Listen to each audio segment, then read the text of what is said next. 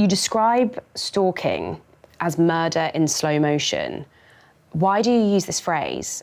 I describe stalking and coercive control, the two together, as murder in slow motion, because you get a drip, drip, drip before the most serious event. And often with the murders, when you look back, you see so many opportunities to intervene and prevent. One of the cases that really changed my perception and changed my life was the murder of Clare Bernal in Harvey Nichols in 2005. And she was shot dead on September the 13th. I still remember it like it was yesterday. 2 people have been shot dead in Harvey Nichols, which makes you think of someone's gone into Harvey Nichols and just shot 2 people dead. But the 2 people shot dead was Michael Pesch murdering Clare Bernal, who worked there.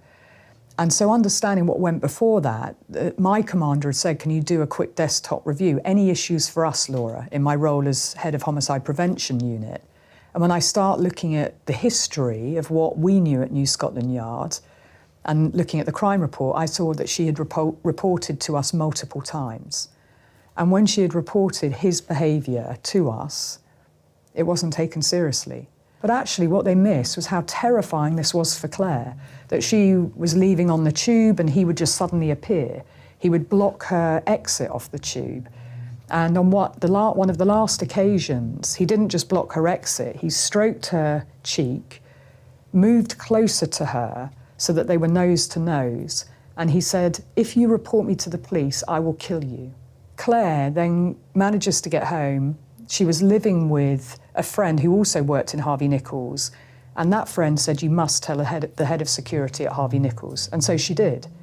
The head of security at Harvey Nichols did a really good job, started watching Michael Pesch, started the disciplinary process, created a whole file on his behaviour that would eventually lead to him being suspended and then fired. But when he was fired and he was led out of Harvey Nichols in cuffs, what they didn't understand was how angry he was, and he wanted revenge on Clare. So when he's bailed, the first person he wants to go and see is Clare. He gets a weapon, because he's ex-military, and he's a security guard that works in Harvey Nichols, and then he goes in through a side door on September the 13th, because he knows the security layout. Security have all been told he mustn't enter the building. And at 20 to 8, when Clare's looking at one of her colleagues, she works on a cosmetic counter, and she's looking at the time and saying, we're almost done. He comes up behind her, shoots her once in the back of the head, 3 times in the face. And then he turns the weapon on himself. And the case just changed my understanding of stalking, my understanding of risk.